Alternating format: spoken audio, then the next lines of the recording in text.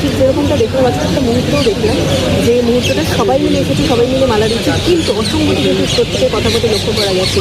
কিন্তু এরকম একজন অভিনেতা যিনি প্রতিবাদেও সবার আগে সামিল থাকতেন, তার ক্ষেত্রে এরকম মিলে। আমি একটা কথা বলছি, রাহুলদা এটা আমাদের বন্ধু ছিল, আমাদের দলের খুব কাছের ছিল, সেই কারণে নয়, এটা যে কোনো মানুষের ক্ষেত্রে এটা সত্যি। দেখো, কালকে ঘটনাটা ঘটার পরে আমরা প্রথম কি শুনলাম, প্রথম বলা হলো নাকি সেই ইউনিটের পক্ষ থেকে বলা হলো নাকি শ্যুট শেষ করে ইউনিট নাকি কলকাতায় ফিরে এসেছিল, তারপরে রাহুলদা নাকি তার একজন সহকর্মীর সাথে নাকি ওখানে থেকে গেছিলো, নাকি জলে নামতে গিয়ে নাকি দুর্ঘটনাটা ঘটে।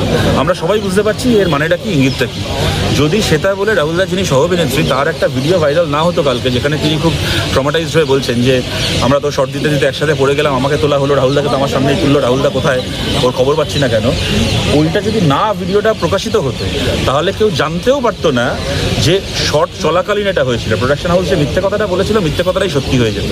এবং এই যে একটা মিথ্যে কথা বলা, যে আমরা ফিরে এসেছিলাম একজন সহকর্মীকে নিয়ে, মহিলা একজন সহ অভিনেত্রীকে নিয়ে, রাহুল ওখানে থেকে গেছিলো এবং ও ওখানে নিজের মতো করে সমুদ্রে নেমেছিল, এইটা বলার ইঙ্গিতটা, এটার মানেটা কি দাঁড়াচ্ছে আমরা সবাই বুঝতে পারি।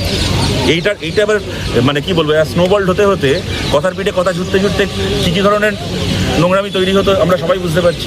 মানে আমার একটা ক্রিমিনাল নেগলিজেন্সের জন্য, আমার একটা অপরাধী সুলভ গাফিলতির জন্য একজন মানুষের প্রাণ চলে গেল, তারপর নিজের অপরাধটাকে ঢাকার জন্য যার প্রাণটা চলে গেল, তাকে নিয়ে যদি আমি এরকম একটা মিথ্যে কথা রটিয়ে দিতে পারি, তাহলে মানে এইটা করে তাদের পার পাওয়া উচিত কিনা, এইটা কিন্তু ভেবে দেখতে হবে।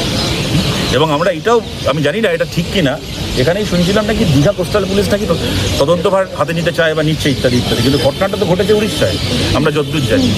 দীঘা পুলিশের এলাকায়, পশ্চিমবঙ্গ পুলিশের এলাকায় কোনো ঘটনা ঘটলে কেউ যদি থানায় যায় যে আমার বাড়িতে ডাকাতি হয়েছে, সিন্ডিকেট বাহিনী তোলাবাজির জন্য আমার বাড়িতে এসে টাকা চাইছে, কোনো মহিলাকে শ্লীলতাহানির অভিযোগ করে, পুলিশের নিজের এলাকায় কোনো ঘটনা ঘটলে পুলিশকে দায়িত্ব নিতে দেখা যায় না। ওরা বলে দেয় যে কালকে আসুন, অন্য পাড়ায় আসুন, কথা বলে মিটমাট করে নিন।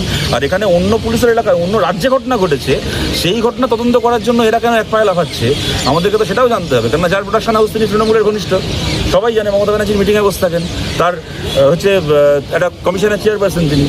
সুতরাং এখানে 2 2 4 2 6 হচ্ছে কিনা সেটাও তো জানতে হবে।